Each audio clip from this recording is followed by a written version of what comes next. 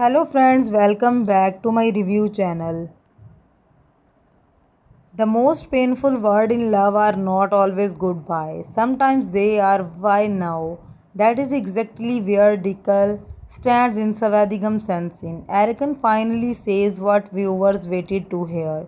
He finally admits his love. He finally looks at Dikal not as a problem, not as a responsibility, and not as someone he accidentally brought into his life but as the woman he cannot lose. But Dickel's reaction is not simple because love does not erase memory.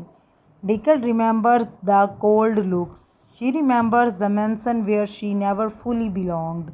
She remembers being judged, used doubts, and pushed into situations she did not choose.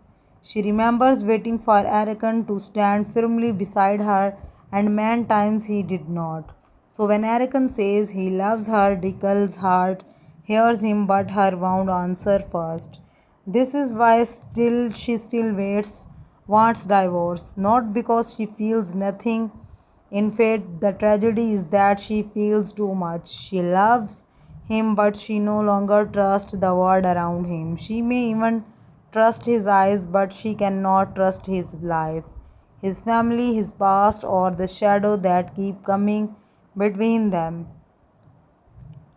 Arakan is now learning a harsh lesson. A love confession is not a magic key. You cannot unlock a heart you helped close and accept it to open immediately.